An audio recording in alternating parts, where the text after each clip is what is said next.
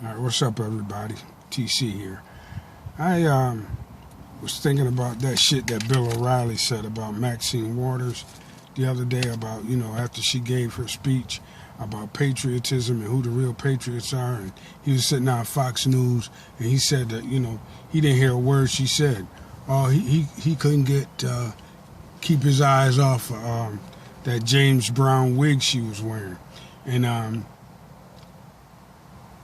everybody got a big laugh out of that. All of the people that were sitting around on Fox and Friends with him, they all got a big laugh. I think the lady that was in the group, there was a woman in the group, I don't even know her name, one of them blonde-haired chicks from off of Fox News. She called herself coming to her defense, but even that sounded, fake. But what it showed me was that in this day and age, in the age of Trump, white people don't, especially white people who listen to Fox News and Bill O'Reilly types, they don't give a fuck about what we say. They don't hear it. All they hear and all they see are the stereotypes and images that they got up in their stupid little fucking heads about black people. I really hate that when you pour your heart out to somebody and you make a speech or you make a proclamation about something you feel deeply about, and people, they fixate on some stupid thing like your hair or something like that. They ain't hear a word you said. They fixated on some stupid shit just to block you out. And they sit there, with this stupid grin on their face, all condescending and everything, thinking to themselves that you ain't even worth listening to. That's disrespectful of her position as a congresswoman. It's disrespectful of her as a black woman. It's disrespectful of her as a human being. Now, me, that's one of them things that I get really angry about. It's one of those things that make me want to, it make me want to slap the fuck out of somebody, but, you can't do that. But it does make me want to give them a good old school cussing out and leave their ass side the road to die. But you can't do that in this day and age. That's why I say sometimes it doesn't even do any good. It doesn't even do any good at all to even try to get white people to see our point, especially ultra-conservative white people. It don't even do any good to even try to reason with them and make them understand what we're going through and what we go through. We need to set our agenda and carry on with our fucking agenda. And anybody who is so blinded by right-wing Republican propaganda and bullshit, who happens not to be white theyself, they can stay their ass over there with them. Because at the end of the day, after they feel like they set in stone, they're going to purge them motherfuckers out of there too. Because they don't want no black people around them. They just want one or two that they can trot out when they want to look like they embracing diversity. But as soon as they've made their point or done what they feel like they needed to do with that individual, they will discard them too.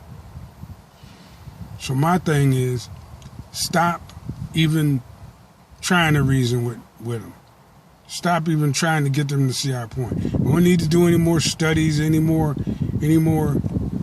fact-finding as to what they think of us. They made that clear. To me, that's all a waste of time and money. We know we at the bottom. We know they don't want you to rise above that level. We know that all of the spoils and all of the good things about this country are reserved for a certain class. We got to move ahead and we got to move on without them, without looking for their blessing and without hoping that anybody can help us. Because I said it before and I say it again. At the end of the day, we all we got. At the end of the day, we all we got. You're wasting time trying to understand their mentality. And a lot of people who've come along before me have already explained to you white folks' mentality.